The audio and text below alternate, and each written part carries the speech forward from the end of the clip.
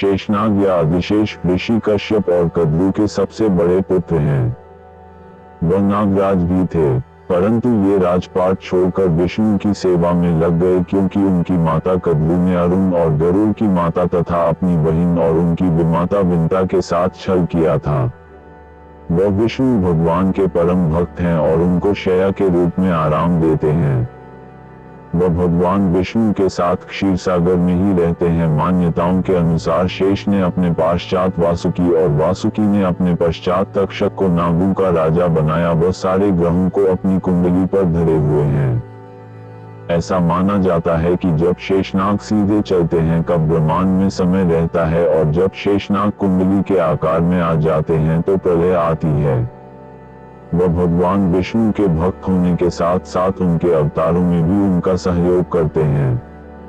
जैसे कि त्रेता युग के राम अवतार में शेषनाग ने लक्ष्मण भगवान का रूप धरा था, वैसे ही द्वापर युग के कृष्ण अवतार में शेषनाग जी ने बलराम जी का अवतार लिया था। जब वसुदेव जी भगवान कृष्ण भगवान को टोकरी में डालकर नंद जी के यहाँ ले जा रहे थे, तब शेषनाग जी उनकी छतरी की तरह उनको बारिश से बचा रहे थे। इनके अन्य छोटे भाई वासुकी, तक्षक, पद्म, महापद्म, कालिया, धनंजय, शंख आदि नाग थे। शेषनाग को श्राप। एक बार कद्रू और विंता कहीं जा रही थी तो उन्हें समुद्र मंथन के समय निकला हुआ उच्चेक श्रवा नाम का 7 मुखों वाला घोड़ा दिखा। विंता ने कहा कि देखो दीदी, इस घोड़े का रंग ऊपर से नीचे तक सब स्थानों पर से सफेद है। कद्रू ने कहा कि नहीं विंता, इस घोड़े की पूंछ काले रंग की है। कद्रू ने विंता को अपनी दासी बनाने के लिए अपने पुत्र नागू से कहा।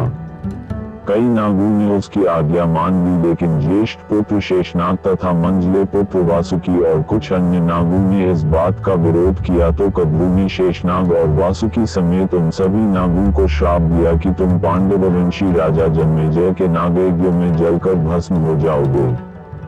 श्राप से मुक्ति। श्राप पाने के बाद शेषनाग और वासुकी अपने छलिए भाइयों और अपनी माता को छोड़कर अनंत में गंधमादन पर्वत पर तपस्या कर ब्रह्मा जी से वर मांगा कि उनका मन सदा धर्म की ओर झुका रहे तथा भगवान नारायण के वे सेवक और सहायक बने। ब्रह्मा जी ने उन्हें इन वरों के अतिरिक्त ये वर भी दिया कि वे पृथ्वी को अपने फनों पर उठाए रखेंगे, जिससे उसका संतुलन नहीं बिगड़ेगा। शेषनाग को इस श्राप से मुक्ति मिलते ही शेषनाग ने तब से आज तक पृथ्वी को अपने फनों पर उठाया हुआ है और शेषनाग के जल लोक में जाते ही उनके छोटे भाई वासुकी का राज तिलक करके उन्हें राज्य सौंप दिया गया और वासुकी के कैलाश पर्वत पर जाते ही वासुकी के छोटे भाई तक्षक का राज तिलक हुआ।